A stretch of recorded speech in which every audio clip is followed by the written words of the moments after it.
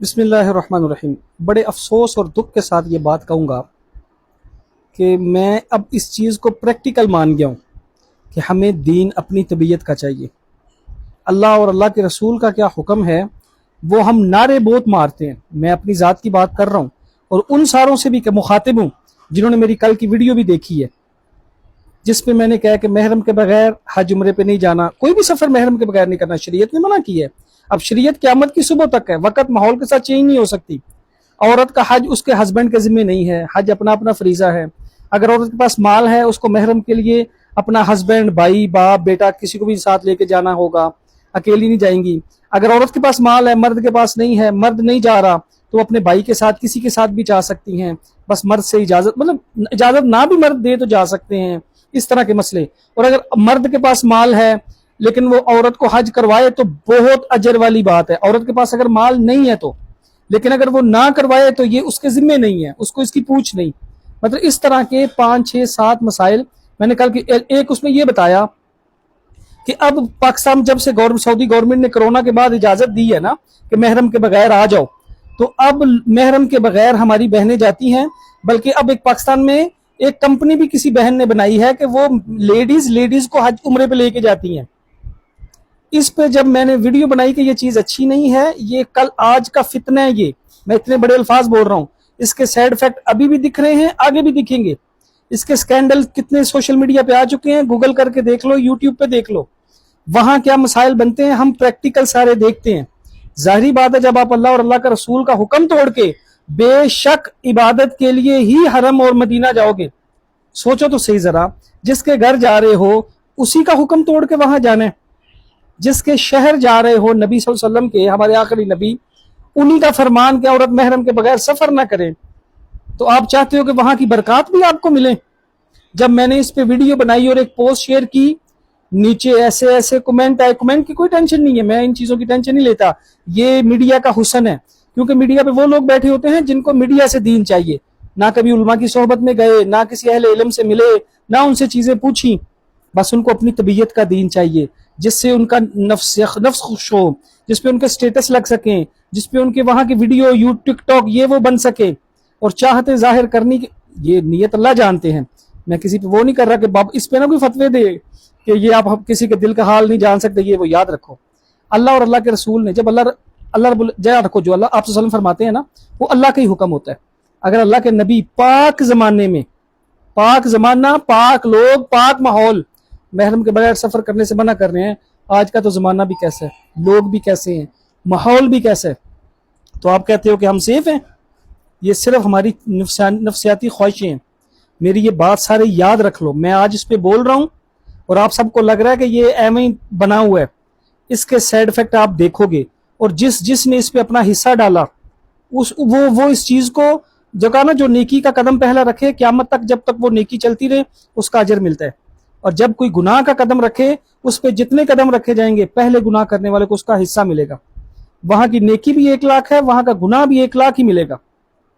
تو یہ چیز یاد رکھنا، اگر اللہ اور اللہ کے رسول کے حکم توڑ کے جاؤ گے تو سیر سپاٹا تو ہو سکتا ہے، اطاعت تقوی نہیں مل سکتا جب حکم ہی توڑ کے جاؤ گے۔ باقی جو بھائی آ کے بولتے ہیں ہمارے، دیکھو میں حیران ہو جاتا ہوں، اپنی بہنوں کو میں اکثر کہتا ہوں جب آپ کے پاس پیسے ہی نہیں، نہ سونا ہے، نہ کیش ہے، نہ کچھ ہے، تو آپ پہ حج فرض ہی نہیں ہوا، آپ کس چیز کی ٹینشن لے رہے ہو؟ پھر آپ بولتے ہو پھر ہم کیسے جائیں؟ بھائی جب اللہ نے ایک چیز فرضیت آپ کے اوپر ڈالی نہیں تو بات ختم، ایک سوچ کی بات ہے نا۔ اگر اللہ نے کسی کے اوپر روزے فرض نہیں کیے کسی عذر کی وجہ سے تو وہ اس پہ شکوہ کرنا شروع کر دے۔ کسی پہ زکوٰۃ فرض نہیں کی، اتنا شور لوگ زکوٰۃ پہ کیوں نہیں ڈالتے کہ ہائے میں نے زکوٰۃ دینی تھی میرے پاس مال نہیں ہے، ہائے میرے پاس مال نہیں ہے میں نے زکوٰۃ دینی تھی، یہ کوئی نہیں شور ڈالے گا۔ سب کو یہ ہوتا ہے کہ بس ہاں میری چاہت ہے ہم وہاں پہ، دل کرنا بری بات نہیں، دعا کرو اللہ سے مانگو۔ ہاں آپ کے ہسبینڈ کے پاس پیسے ہیں وہ اپنا حج تو کرے، اگر وہ آپ کو اپنی طرف سے حج کروائے بہت اجر ہے اس کو بھی، اور کرنا بھی چاہیے، لیکن اگر وہ نہیں کروا رہا تو اس کے ذمہ لازم تھوڑی ہے۔ یہ چیزیں اللہ کرے ہمارے، اب پھر لیڈیز کہتی ہیں ہم ہاؤس وائف ہیں ہم پھر کیسے عمرے حج کریں؟ بھئی ایک چیز آپ پہ فرض ہی نہیں ہوئی، آپ اس کو اپنے اوپر کیوں لازم کر رہے ہو؟ ہاں اگلی بات، جن کے پاس محرم نہیں، تو بھائی محرم نہیں تو آپ کا عذر اللہ کے ہاں قبول ہے، آپ کو کوئی پوچھ نہیں ہوگی جب تک نہیں محرم، بھائی ہے جاؤ، باپ ہے جاؤ، بیٹا ہے جاؤ، ہسبینڈ ہے جاؤ، मामू है जाओ, चाचू हैं जाओ, भतीजे भांजे हैं, आप मैरिड हैं, एजिड हैं, जाओ। कितने रिश्ते हैं, इनमें से कोई भी महरम नहीं है। कितनी, फिर तो आप बहुत ज़ईफ हो चुके होंगे। अगर आप जवान है तो शादी करो, महरम बनाओ, फिर जाओ। और अगर फिर भी महरम नहीं, हज बदल करवाओ। ये मसले कभी आपने जाकर उलमा से पूछे हैं? क्योंकि किसी को तौफीक ही नहीं, बस इधर आके तकरीरें करनी है। आप मुझे अक्सर कहते हैं आप मुफ्त, मैं किसने कहा मैं मुफ्ती हूँ? मैंने कभी कहा मैं मुफ्ती हूँ? याद रखो, जो भी कभी मैं किसी जगह बात करूंगा उसके पीछे हवाला होगा, हवाई बात नहीं होगी।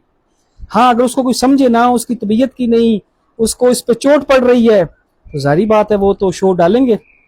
लेकिन मैं मुझे उन पे तरस आता है, जो ये कमेंट में आके इस तरह बात करते हैं ना, तो मुझे उनकी ला इल्मी पे तरस आता है कि अल्लाह मुझे भी हिदायत दे और इल्म दे अमल वाला, और इनको भी दे। और एक और चीज याद रखना, अपने दिल से पूछना, सबसे बड़ा मुफ्ती दिल है, वो बताएगा कि गलत कर रहे हो। हीले हुजतें कब तक निकाल लोगे? मैंने मिसाल दी है ना, हज पे सबको होता है कि मेरे पास पैसे नहीं है, मैंने फर्ज करना है। ज़कात पे किसी को नहीं आता। और एक और चीज याद रखना, अल्लाह रब्बुल इज्जत ने जब सहाबियात का जमाना था, सहाबियात सहाबा से भी ज्यादा सदका खैरात कर देते थे। जब से ये हमारे भाइयों ने ज़कातें भी बीवियों की खुद देना शुरू की हुई है ना, गोल्ड पास रख के, और ये हज उम्रे भी खुद करवा रहे हैं, करवाना बुरी बात नहीं, करवाना चाहिए। तब से हमारी बहनों के अंदर से सखावत की सिफ्त खत्म हो रही है। आपको पता है अल्लाह के हर काम में हिकमत है। अम्मा आयशा रज़ी अल्लाह अन्हा एक एक जगह पे बैठ पे 50-50 हज़ार अशरफियां सदका कर देती थी, और अपने पास रोजा खोलने के लिए पैसे नहीं बचते थे, और कपड़ों को पैबंद लगे होते थे। ये किसी को नहीं दिखता।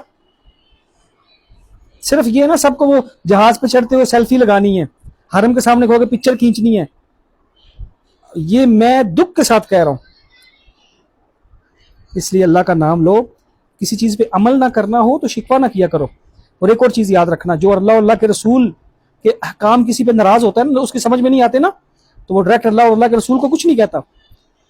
वो फिर क्या होता है, वो फिर ढूंढते हैं बंदे ऐसे कि किनको मैं टोंट करूं।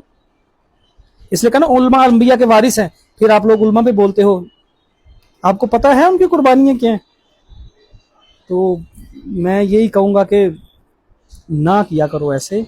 अल्लाह से तकवा और इताअत के साथ, अल्लाह की इताअत और खैर मांगो, ना कि अपनी चाहतों पे।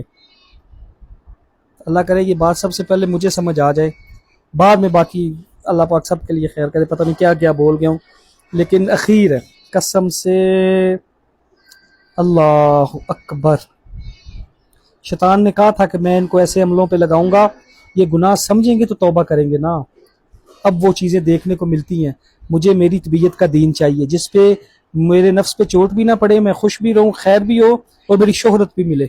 मुझे वो दीन चाहिए, बगैर टोपी वाला, बगैर दाढ़ी वाला, 5 नमाजें घर पढ़ने वाला, समझे कि नहीं, पिछली पे तौबा, इस तक मतलब पता नहीं क्या क्या चाहिए यार।